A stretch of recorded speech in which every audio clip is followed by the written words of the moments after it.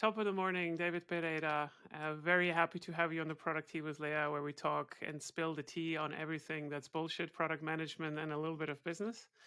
And how about you introduce yourself to the audience right away? Who are you, and what are you doing? So I'm David Pereira, currently a product leader, CPO at Omoko, and what I'm doing is I'm trying to help teams untrap themselves.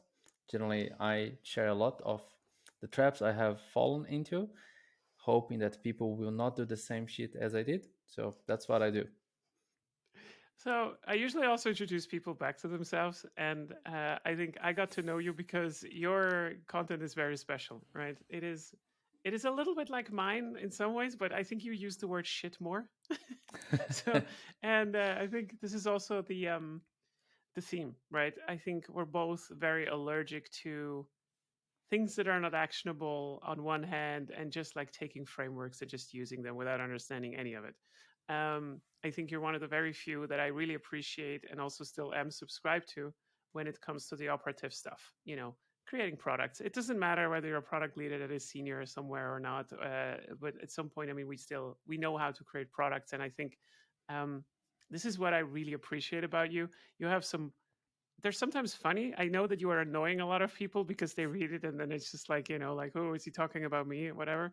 So, one of your most performing content pieces was something with bullshit. Can you really quickly say what this one was about? Yeah, there's something that annoyed me. At some point in time, I realized that many people spend most of their time doing something unrelated to creating value. And then I tried to give a name to that. And the name I gave was bullshit management. And the article was about this. And it was a question: are you doing product management or bullshit management?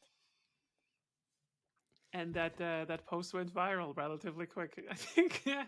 So that's amazing. That is really amazing, and I think it's funny. So yeah, I guess the extended question after your article would be, is there a career path for bullshit leaders? I think the answer is yes. There's a lot of career paths for these. But yeah, no, you're fighting the fight, right? And you call it out as it is, and I really appreciate that. So that's that. So let's just get started really quickly with some fun questions. So if you would be missing, like, how would your friends describe you if you all of a sudden went missing? How would they describe you to the police? I think that could be funny. Probably they would say, my friend, a tall, thin guy, a bit nerdy with some glasses, he disappeared. He looks a bit funny, a bit weirdo. So I think that's the guy. They would say something like this. A very Yeah. thin guy. Okay. If you look, they would probably say something like, if you look at the guy straight to him or to the side, it will be more or less the same because he's super thin. Okay, so it's like that's just the thing that you describe yourself thin. Well, I think it's fine because Dave Boyce just he described himself as funny. I don't know how you want to find someone that is funny, but it's also a way to, so I think you did a better job than him in that sense. So, and what so in your estimation, like, what do people get wrong about you usually? Like, once they do get to know you, like, what do they get wrong about you? Some people think I am an idealistic person about agile, purist, and doing this like exactly by the book. And this is wrong. I'm a very pragmatic person. I generally imagine where we could be, and the first thing I try doing is looking where we are and what is the very first step we can take right now to make it different. People think I would do this differently. I would say, no, that's not how we do. We need to change everything and so on and be idealistic. But that's not me, actually. No, that's quite funny because it's almost like they accuse you of being idealistic because you challenge their idealism, like the idealism of like the frameworks, or like, oh, that we are, I don't know, like safe or whatever, like, yeah, I know we're used to do this because we always did it in this way, and then you're coming around with your funny articles. I mean, they're not funny per se, but that they're really valuable. Like, I'm not saying that they're just funny, like they provide actual real value because you're questioning traditions. And that's where I see a lot of value in general, like just by breaking up traditions as they are. Because as you said, in the end, this is about creating value. And if the old methods don't work, why do you Yeah. use the old methods, right? So Yeah, and I do challenge a lot of people. I think that's why. And say, for example, all the time I call as the undercover waterfall agent. So people go mad with that, and I say I know the pain. I've worked with this. I was a product owner. I had responsibility end to end, and then Safe was implemented. I felt like I was doing another job. I was diminished and so on. And I know yeah. why that doesn't work. So I challenge this, but my goal is sometimes I say like the only thing I do day in and day out is simplifying what everyone else is complicating. Hmm. Yeah. I would even go as far and say that any framework that is complicated to understand is useless. I have not seen a single one that really delivered on the promise of like, oh my god, like we need to introduce now these complex release trains that Safe has, and this entire concept. And the way that I actually discourage people from using Safe is by going to their website. Like you can actually go on the website and just show them like how this looks, and everybody's looking at it does not understand it. Like they're the least customer centric model I've ever seen. It's absolutely insane. So yeah, I can relate to this. I can relate to Yeah. this. So you also mentioned product owners. Do you have an opinion on product owners? For me, my opinion is very simple. It's a misunderstanding. So it doesn't matter the title, product owner, product manager. It's one person responsible for end to end. And some people think that the product owner is the one implementing things, like the one responsible for tactics. I call this as a backlog owner, and the Mm, product manager is the one responsible for strategy. And then it becomes this kind of a handover. And it's like if something goes wrong, then what happens? The product owner is blamed for poor execution, or the product manager is blamed for poor direction. So I think I don't care about the name, but I think the name product owner now is super bad. It's really bad because yeah, uh, it is misunderstood by many companies. And what I try doing, I still write a lot about product owner because I know many people have the title as a product owner, but they don't even know what that really means. So I try helping them understand that your responsibility is to create value, and that entails doing the strategic part and so on. It's not only managing the backlog. I would say managing yeah, the backlog is maybe 10% of the job. yeah. I think that's very true. And we made a general mess with our job titles hard. So like product owner, product manager. There's like 5 problems in there alone. Let's see whether I can find the 5. So product owner in the title, as it is being executed in tech, is the person of all the product roles that has the least ownership, because they're being Yes, it used is. they're being used most no, but like seriously, like they're being used usually as project managers. That's the first thing. And then the second thing is that the name product manager is also wrong. It's Yes. like a manager is someone that manages people. We're aligning people. We do not have any direct reports, so we would be a product leader. But a product leader is actually a person that manages product managers, right? So it's Yeah. like it's absolutely no wonder that everybody's confused about these roles, because we have owners, managers, and leaders who are not leaders who are managers, and managers who are leaders, and the other way. It's just that's a It's kind total of mess. funny, right? So you are an owner, but you don't own anything. You are a manager, but you don't manage anyone, and you are Yeah, leading, but actually you are managing, right? So how exactly. do you get that? So sometimes I just write PM, PL, PZ, whatever it is. So end to end responsibility. It's hard to understand. Yeah, it's a big mess. Yeah, I have a friend that just calls himself product. Like, like his job description is just like product. That's just what it is. He doesn't care. It's just what he does, and it's kind of cool, I think. It's not going to work afterwards at some point, but I mean, yeah, why not? Yeah. Yeah. Yeah. So, like, what other things are you right now having in your head, or like, what are your typical talking points where you just feel like, what do people get wrong about their own jobs? Because this is what surprises me sometimes. Like product owners not knowing what they're doing, product managers completely don't understand what growth means as well, for instance, or like scaling or whatever. There's a lot of miseducation. Like, what are some other topics that you feel like everybody's just getting them wrong? Well, I think people they get too fast into execution, and then they get trapped. Then they accidentally fall and lead the team into a feature factory and anti pattern. So a clear Mm, example is the word requirement. which, like, if you look back, Kent Beck, when he wrote the extreme programming, he said requirement is wrong because it states that it is a requirement, you have to do like that. And still nowadays, it's surprising, but what happens in Germany, product owners say, what are the requirements? So this question will only lead to, it's kind of a giggle. It's garbage in, garbage out. That starts the No. whole uh, the whole problem. And so it's how you talk to people, and who are the stakeholders exactly.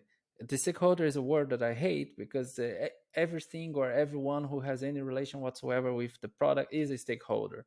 So I like let's differentiate who are the customers, who are your business partners, who try put name into things and define how you interact with them.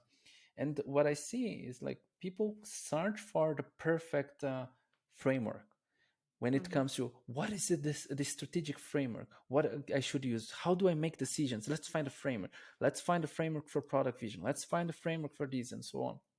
But the problem is they don't have the right mindset. The mindset is still output oriented. They want to deliver features. The mindset is still providing predictability and and so on. So if this is the mindset, nothing else is going to work. So if you give a hammer to a 5-year-old, everything will become a nail. Yeah. I think that's very true, and I thought about this a lot in the last couple of days. I'm not even sure whether I wrote a post about it, but like, there's no, I did actually. So a very common thing is that when you think about these features, it's there's some people are stuck in this mode of where like, if I can put it on a pricing page, then it's something I should develop. You know, like for instance, like yeah, let's add features that drive the price up, right? This has nothing to do with how people are actually experiencing products. Okay, I might buy my Tesla because of the speed, because of the price, because of the color, because of all of these fancy features. But I'm not going to get again another one because the doors are not closing properly, or the something is clattering somewhere, or the wind wipers are not easy to use. The phone doesn't really connect. And there's just in no way anyone on this planet that can imagine all the problems that customers will have. You Yeah. need to talk to them. You need to talk to them. You need to get in their shoes. And you are a different person than they are. So you're not going to get around and actually talking to them. And the funniest bit that I have seen last year, I swear to God, was a post coming up where some CEO of a relatively big company was saying, like, hey guys, I encourage you actually to listen in on your customer calls once a year. And he was serious that you should do this once a year, right? Like just talk to your customers in some way, like once a year. And we completely lost it. Elena, I think, was tagging this comment. She completely lost it. I also like what the hell is going on here? Do you think this is a smart idea? Like just talk to your customers like once a year, and you're leading the entire company and define the strategy for it? You think this is smart? And that's the thing that really it permeates through the entire structure. You know, like from the product owners to Yeah. the CEO, and that drives me crazy. Absolutely crazy. Yeah, it drives me mad this because people miss the point. They're thinking what is going to drive sales and so on. Like if you have a great product, it will sell Yeah. by itself. One product I love, for example, is Grammarly. Uh, English is not my mother language. And even when I'm writing in Portuguese, Grammarly helps me write it better and clearly and so on. But it's constantly evolving and making my life easier. And I've Mm. never looked at the feature part. I just started with the free version. I said, oh, that's cool. That sounds Yeah. nice. So let me get the other and so on. And I see that how the product helps me transport my message better. So that is what the product is doing. It's clarifying my message, helping me make it easier. So that's what I do. I like that. Yeah. Yeah, and that's the way how we essentially get products. I got Grammarly because nobody was shutting up about it. Everyone was like, "Oh, Grammarly is great, right?" And I thought, like, "No, I don't need help with writing. I am fine." Which is funny because I'm really weak at writing. And then at some point, like, no, but you start to adopt something like this, and then the next thing is like, maybe I should work on my sentence structure, like that kind of stuff. So now I'm using Hemingway as well on it because I saw the value right now. Now I'm in the full ecosystem, and Yeah. yeah, I don't know. I think I don't know. It's just not that hard. So like, yeah, did you want to say something to this? Now, I was just thinking on the topic we said about people getting wrong product management and so on. One of the main problems I see is I call this at the certificate industry. We started Mm. talking about safe and so on. The reason people get it wrong is because the only way of getting right is if you get certified. So you need to get the certificate and you understand that thing. And then the same happens with Scrum and so on. So you it's funny because after 2 day training, you become a professional Scrum product owner, professional Scrum master, or so on, and blah blah blah. But depending where you get the training, you are trained by someone who has never ever been a product person in practice. So you learn from someone who doesn't know the job itself. Then you become a professional and you get a certificate. I don't know any other profession that you can get a certificate this level on your CV. I know that now that lost the value a lot, but still, some companies put that as a premise to hire people. If there's Yeah. not there, then they won't hire. And I think this is Mm. shitting product management. Yeah, no, it is. It is. And I don't think I ever recommended anyone to get anything in terms of certifications, and I also don't look for it, right? Like if I look, so I'm hiring product managers for my teams, and when I look at resumes, I can guarantee you right now that I'm not even looking at the certification section. I just don't. I don't care unless it's something like like oh, I did something in particle physics, and then I'm like, oh, that's interesting. Let's talk about it, right? So like I'm interested, right? But it's not like I don't know. An MBA does not even help you. I'm not interested because if you cannot show me in the first 5 minutes that you are customer oriented, which a lot of product managers actually still fail, then I'm not interested. And that's just what it is. But people want to get certifications because they apply the principles of other professions to this particular job Yeah, when the only thing that I'm actually caring about is whether you had impact. And impact can also be failure, by the way, right? It's not just like, oh, you need to have been successful or you need to have exited with two companies or something, right? That's also not fair. That's not what I'm talking about. But if someone tells me, I founded a company 2 years, tried to run it, crashed it because of this and this reason, that tells me, okay, they have a good product mind. And I'm really looking out for this. So I fully agree with the certification. Yeah, let's just call it what it is, right? It's bullshit. It's a yeah, money it grab. is. It is. It's a It money is grab. the cash cow. Exactly. Scrum Org, Scrum Alliance, I think it's Scale Inc. All of them are making tons of money. Yeah. I have the certificate of Scrum Master and Product Owner. I got that in Good for 2014, I you. guess. So, yeah, I also I fell in this trap. Of course, I was in Brazil back then, and everyone was talking about these and so on. I said I'm Yeah. missing that out, so I should get mine. Then I got it and so on. Nothing changed. So, but I know some good trainers. I don't want to say that all trainers are bad. I know good ones, but I think the effect, because some it gives some person, I am now a professional, blah blah, and so on. But Yeah. actually, even after more than 10 years of working in different scenarios, startups, the giant corporations, and so on, every time I see that there is something to learn every single day. Oh, there's Yeah. something here I miss out, so I learn and learn. It's ever growing, it's ever changing, and so on. Yeah. Yeah, that's for sure true. And I also want to say that I'm not hating on the certificates, right? It's just the problem is the certificates do not guarantee that you have learned anything. And that's the problem, right? So, like, don't go into these courses for the certificates. A good example is Reforge, for instance, right? You're not getting any certificate there at all. And it's one of the Hmm. highest quality resources for my personal product management life because yeah, I don't know.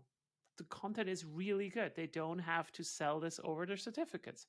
It's an expensive course, don't get me wrong, but you get access to everything and you can get the most value out of it if you learn a lot in a short time there. And I love this principle, like Hmm. it is expensive to get in, but you're there for the learnings. There's nothing that you can take out to brag about.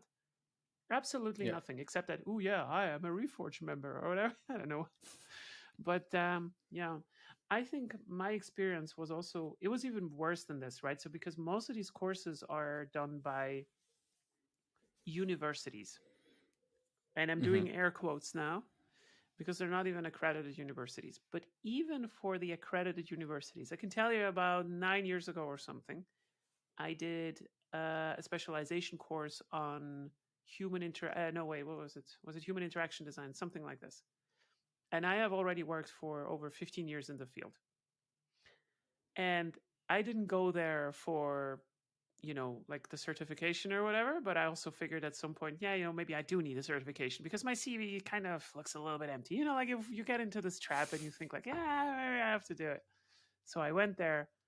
Um, I don't know how long it was, 12 weeks or something, and total waste of money because exactly what you said happened. I had professors that did not work in the field. I felt like this is not how it happens at all. I'm not going to rock up with any of these frameworks. I'm not using anything from this. The most interesting part was the interviews that we had with actual practitioners there. And that's fine, but I don't need to pay 10,000 for that, right? So Yeah. that was my sort of foray with the academia, exactly for the same reason that you also said. And I think this now leads to the broader point. You cannot be a good product leader or product mentor if you don't know how to do the product work. And that's as far as I would go. Yeah. No. I see exactly like this. Hmm. And it's the because you to know how to do the work, you need to face some challenge and learn by doing. So everyone has different ones, and then you learn how to overcome it. You can read a lot of books. There are great books out there, but when you face a real challenge, nothing can teach you more than that. So, Yeah. and that takes time. It's not like sometimes I see posts like, "How do you learn product management in 3 months?" or "How do you learn it?" You simply want. You want. There's no Yeah, shortcut I for agree. that. Yeah. There's no shortcut, but I think you can make it more efficient. I mean, that is Yeah. definitely possible. There's bad ways and there's good ways. And when I used to do mentoring and coaching for people, which I had to stop, unfortunately, we can talk about that as well. That's quite funny. Um, is that I always try to tell people learn as little as you can from theory so you can run and experiment with it in practice, right? So, like, let's say you want to learn how to estimate features, and now you're learning about rice. I hate rice, right? But let's say you want to go with this, right? So like rice, right? So there's a couple of aspects to rice, and let's say you did never do anything like this. So you're just learning about the part of the effort, right? The E. So how do you estimate the size of a ticket? Before learning the entire framework, just go with that. Go into your team, talk with your engineers, try to, because you will encounter a lot of problems. One engineer says it's an 8, the other one says it's a 1. Nobody can agree. How do we get to this now? So now you have a lot of questions, right?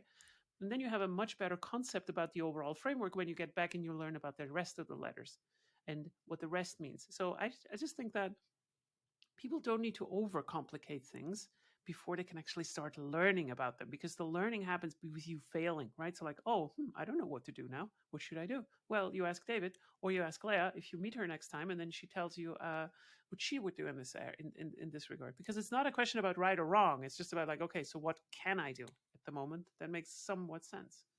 Yes, and that's what I try to do when I mentor people as well. Some people ask me like, "What is the state of the art product management?" I said, "There's no such thing. It depends. The state of the art is delivering value at the speed you can, because there is you can because there's some limits." But I said, "Let me understand something. What are the struggles you have right now? Tell me, what is keeping you up at night?" And then some people say, I always have problems prioritizing. Everyone has Yeah, a say and so on. Say, okay, how do you connect your decisions and prioritization to your strategy? We don't have strategy. I say, so here's something to talk about it. What about yeah, setting a strategy? Okay. I have a product vision. I say, the product vision is a bit far, a bit far. So how do you connect your daily doing to the product vision? So there needs yeah, to be something in between, and then we can talk. Then you say, and then a person will ask, which is the best framework for strategy? I say the best one is 5 bullet points where you define exactly what you are targeting and what you're not, and then you make it clear. Start with that, and then you can go to the other things and so on. Yeah. In the beginning, just get something that you can use, and then you evolve. But if you try to get SWOT analysis and so on and everything and blah blah blah, it will Yeah. become just abstract. Who is going to remember that on the day? Four bullet points you can remember. Yeah, exactly. And this is harder than people think in terms of like getting those 5 bullet points is the job. That is the Yeah. job. Whether you put it afterwards into a SWOT analysis, be my guest. But the 5 points, finding them first, that is the job. You're not going to find any framework that is going to make you not talk to customers or whatever.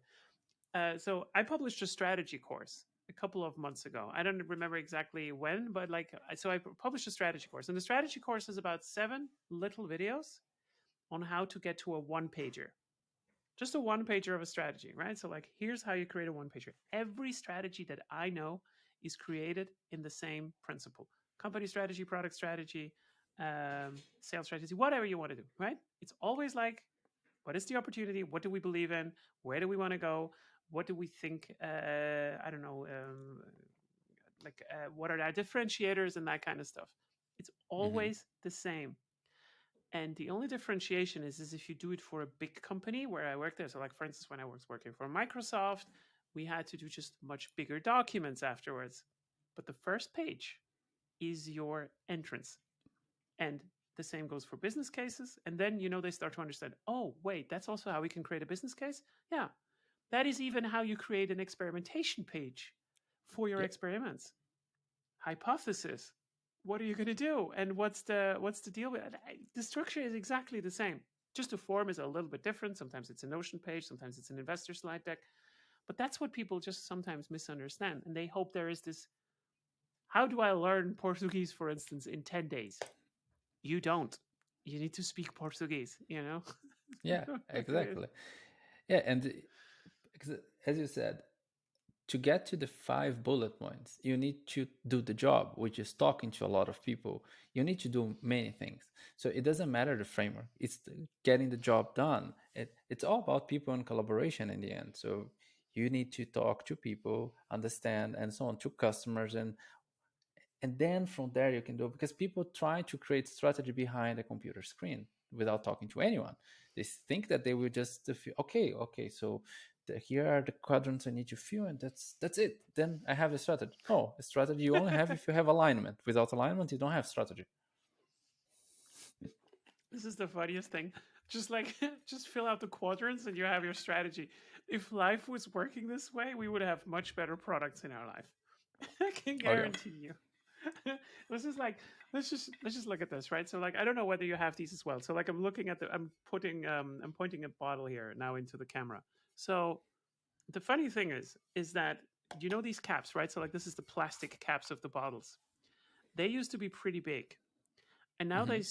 they kind of made them smaller to serve, I don't know, I think plastic or whatever.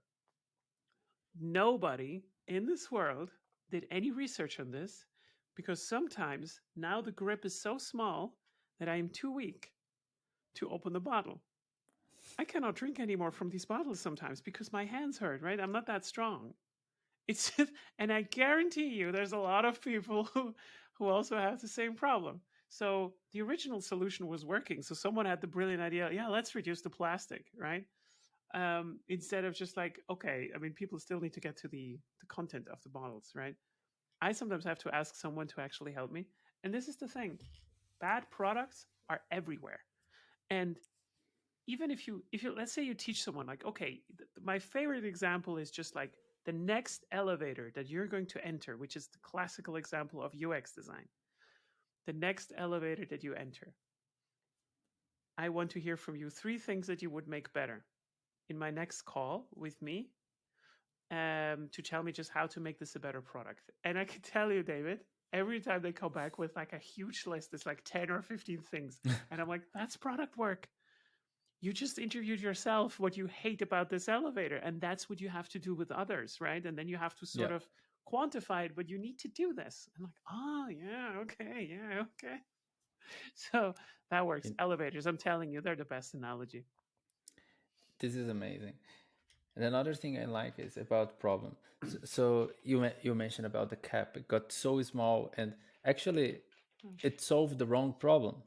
So sometimes people get bugged with a problem, which in this case probably was the amount of plastic used. They wanted to reduce that. But which problem are you solving? Because some problems will cause actually more problems, and there are the other ones that get us kind of an analysis paralysis, worrying about problems we don't have and not solving the problems we have. So teams Yeah, start talking about the abstract possibility of the problems that something we haven't created are going to could cause be in the happening. future, could be Yeah, happening. And then you see that you are so far in a future that may not even exist, never appear, and they are discussing about dozens of problems you don't have. And I say, guys, just start small. Let's just solve the problem we have right now, and then in the future we deal with the ones that we may have. But let's not worry about them. But we need to understand if we're solving a problem that matters. Because if you're solving the wrong problem, then yes, then that's a mistake. That's where we need to spend time. So yeah. don't reduce the cap size. Understand what kind of thing you're doing. Yeah, like you're making the job impossible. I mean, you can remove the entire bottle if you want to, and then you have just liquid on the floor. I mean, that kind of works as well, right? Like you're getting to the business outcome. So here's my favorite example for the elevators. Let's say I visit you, and let's say you live in one of these high-rise buildings. I don't know, like on the 12th floor, whatever, right? So you give me your address, and I'm coming there. I ring the bell. You let me in. I get to the elevator. Now I'm inside the elevator. Do I want to get to the 12th floor or do I want to get to you? If you didn't tell me that you live in the 12th floor, I have no idea where to go. And this happens all the time. Like, I don't, like, just don't, I don't care about the floor number. Who in this world needs to know the floor number? Except if you want to go down, right? So, like, I want to go to the ground floor. Sure, fair enough. But who in this world needs to know that you live in the 12th floor? Can you tell me that, David? No one. And the elevator is the place where you just should put like one of these lists of names that we also like we spend a lot of money in Switzerland to put names on letter boxes and doorbells and everything, but we cannot manage to put these also inside of elevators where they actually matter. You know, it's like I don't who who designed like who had this idea? Oh, I wish I knew on which floor David was living. I need to tell my parents. It sounds ridiculous when you think about it because you're not taking care of what people actually want to do. And it's my favorite hobby, by the way, criticizing elevators. I It's had this like, I don't problem. know. Actually, I live in Munich, and I lived in one big building here. It was 19 floors, and I lived on the 18th. Yeah. It was a nightmare to receive my package. So the courier would always call Yeah, me, "Where are you? Where are you?" And I said, "I put in exactly. the additional information that I am in the 18th floor." Ah, okay, I didn't see that. Every every food delivery, I swear to God, every food delivery that comes to my house, we live also in a multi-story building, drives up all the way to the top, and I'm standing there in the hallway just looking up because I know the elevator is gonna open up there because my name is not on the elevator, you know. And then you post about something like this, and then you have the smart people in LinkedIn like responding like, "Yeah, but there are some privacy concerns around this," and I'm like, "What are you talking about? We put the names on the outside of the houses. You can know where someone is. Like, and if you just walk in the fucking stairwell, then you're gonna see where who's where, right? Like, it makes no sense. You're not customer centric. You know what? Yeah, After this call, I'm gonna go to the elevator and put in with handwriting some post-its. I swear, I'm gonna do this.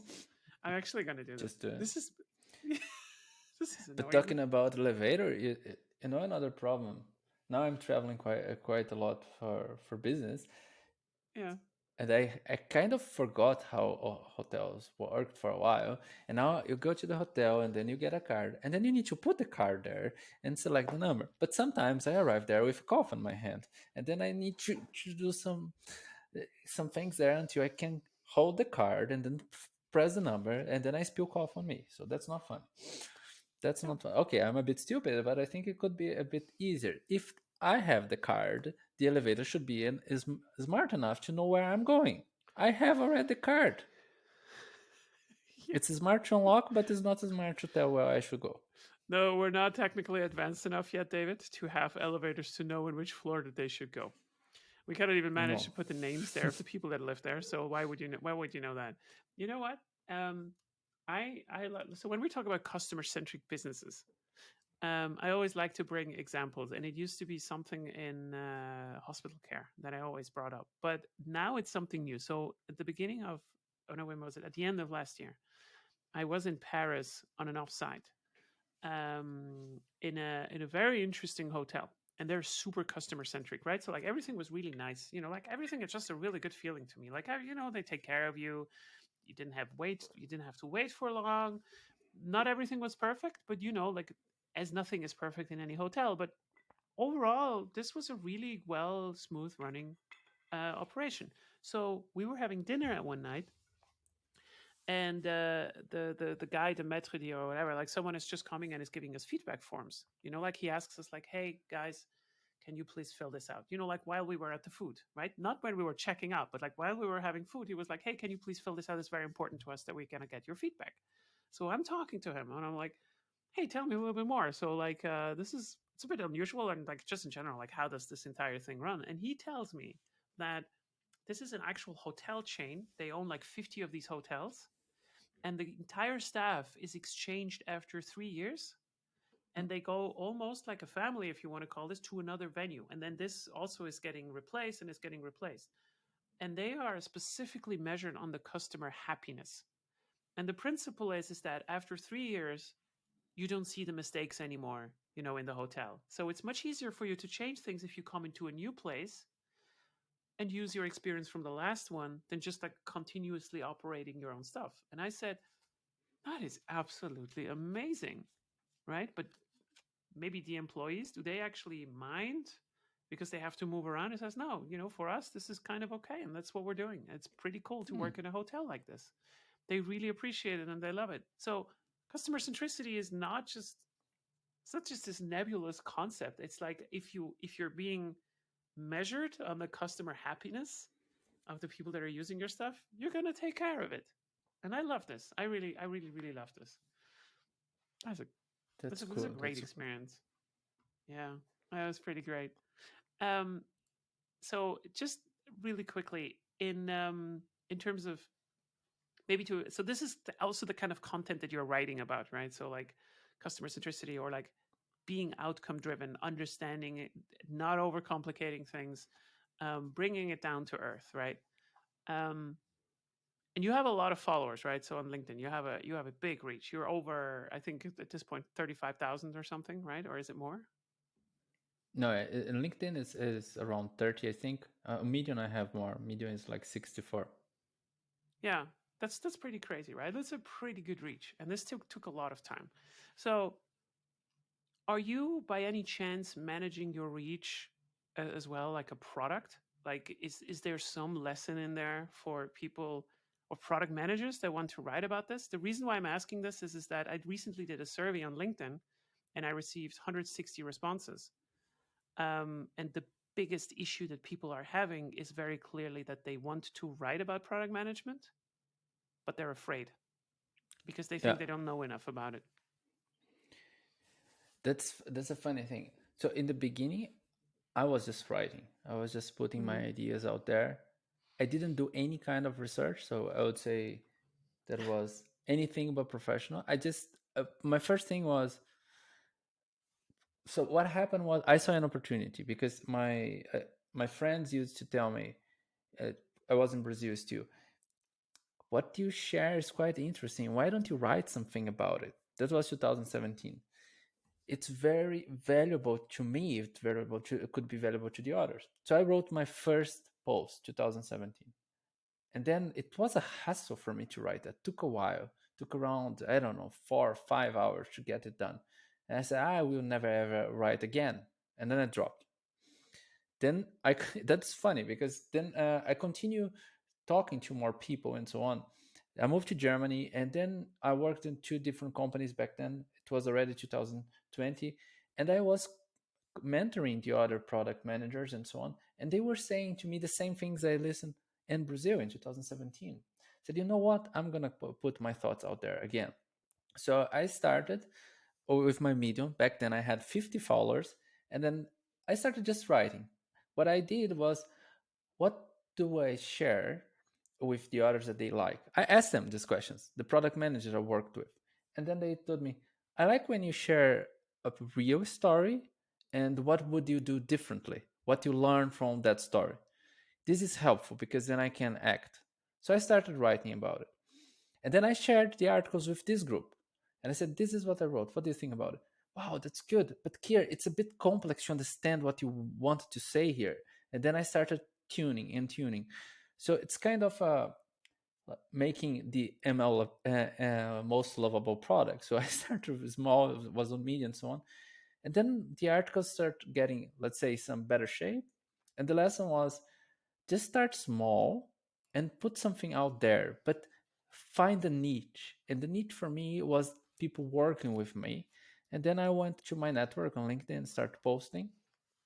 And it's crazy because like I had 50 followers in February 2020, and today, January 2023, I have 64 on Medium. And even if I don't do anything, I keep growing there like crazy. And I just share the same story, and then I start scaling that. And then publications invited me. I didn't even know what a publication was on Medium back then. That was just on my level of Yeah. naivete. But the lesson is the niche and then adapting. And then you look at the numbers and then you see what happens. Why did people connect to these and not to that? For example, the headlines. Some of my headlines were positive. For example, 5 steps to succeed with blah, blah, blah. And then people wouldn't read. But I would say 5 things you should know to avoid if you want to succeed. Then people would read. It's the same content, just inverted. So I started Yeah. learning what drives and so on, looking at the numbers and then measuring results. And so using the available data, what people reshare, what are people resharing on Twitter, what are they like highlighting on Medium and so on, and why, and trying to understand and talking to some people. So that was my learning. And then Yeah. after I started managing more like a product, but in the beginning was just a hobby and it became a passion. And now I cannot get enough of that. Yeah, I know. I totally agree. Right. So, like, I started also to formalize this about 5 months ago. I had nothing, and now I'm at 13,500, which is pretty mind blowing to me. Like on LinkedIn, and exactly the same as you said. You know, like you go down on a niche, and you start with it, and you become better at it. And what's interesting to me is that there's different types of content and different sub parts of the content that you can improve on. So, you know, like writing a good hook, as you just said. You know, like the hook, the first thing, but then the article itself as well, and then maybe also eventually a visualization if you want to, whatever, or like I do, like a podcast or whatever gives you joy, right? But Yeah. I think the main thing that people get completely wrong is that for some reason most people do not start writing because they think my stuff is not complex enough, where in reality I guarantee everybody who's listening to this, in 99% of the cases, your stuff is too complex. Because you should stop writing for people like you and me, for your peers, for the same product managers or product leaders, because people are always afraid, like, oh, what if my boss reads this and then thinks I'm an idiot? You're not writing for him. You're writing for the people behind you that can relate to you enough, the juniors, the less senior people, the people who want to have a very specific insight on something, right? And you can have opinions on this, right? I was starting to shit on the NPS, and it did a lot. Like it worked a lot. Like, I mean, and work in the sense of, like, I have this opinion. It's not that I made it up. It's just that, look, I think the NPS is shit. Here's my framework about it. And then, oh wow, oh my god, whatever, right? Like, this is not like some kind of crazy scientific academic paper. I just said that the NPS is shit, and here's why, right? This is not a complex thing in any way. And I think that's what people get wrong a lot, because Yeah. we are not the content that we write, but the following that we've built multiplied by the content. Because you can go right now on LinkedIn and you can steal one of my posts. I mean, probably not you, because you're close in terms of the follower, the types. But let's say someone from sales takes one of my posts, copies it exactly the same way, puts it on their stuff, it does not perform. Why? Because they did not build a following. The brand does not connect. It's not from Leia, right? It's just like it's completely different. It's just some random guy. Why does he talk about product? This guy was always talking about sales. And that's exactly what I mean with also what you said. You talk to people and say, okay, so what do you enjoy about the stuff that I talk about? Right in the same way as you would sit down with a friend and talk with them about product. That's what people want to hear. They want to be the person that sits next to you while you talk with your friend. That's what they want to hear. That's what people love. They love templates. They love Yes. really simple stuff, really simple templates. And I mean, not simple, and right? So like easy to use stuff to make complex things actually graspable. Yes. Yeah, and this connects to the three tips I like giving for people afraid of writing. The Mm-hmm. first one is imagine a story that you lived. What would you tell yourself? For Yeah, example, I like imagine talking to myself at the beginning of my career when I had no experience. Then 2 years later, what would I tell? And then this is something I would write about. And the other is you need to imagine talking to a friend in a pub and drinking a coffee. It's an informal thing. Just imagine talking, record that, and write the recording. And then you read yeah. out loud. If it looks like writing, then you should rewrite. That's something. And you need to be That's a authentic. very good trip. Yeah, You have to be I authentic. But yeah, yeah, because imagine you need to, you cannot, in Brazil, I used to say, if you stand on the wall, you receive people will throw stone on you from both sides of the wall. You need to pick one of the sides, but you need yeah. to be strong. For example, I am strong about safe, and I will remain strong with that because Oh yeah, I, I, I hate that blue whale of thing. It's and so on. And sometimes I get annoyed about old things. I wrote a strong post about the Agile Manifesto because I see a mm. lot of people trying to follow that. I think it was good for the moment, but Not two anymore. decades ago, now I think that's completely outdated for product management. And I Yeah, claim that we need something else. So need to be authentic. And do you know what happened? One of the guys who wrote the Agile Manifesto dropped me a message to talk about it. So if you are authentic, doors will open. But if you say, yeah, "Oh, I think that Agile Manifesto could be improved," well, that's not authentic. You need to say what is in your head. Talk to people. You're talking to someone in the pub. You're not going to talk like that in the pub. You're going to be honest. So I think just yeah. start, and yeah, then it go. Just go and just do it. Because if you really care about something, more people will also care about it.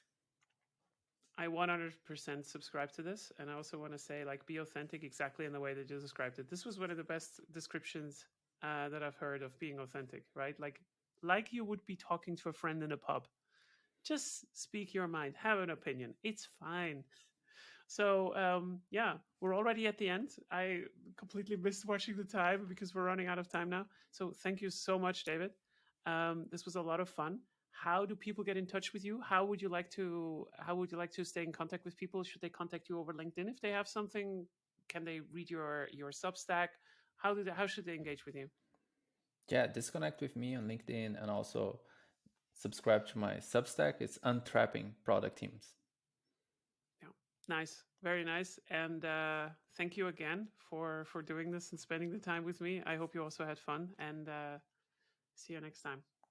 Thank you. It was really fun.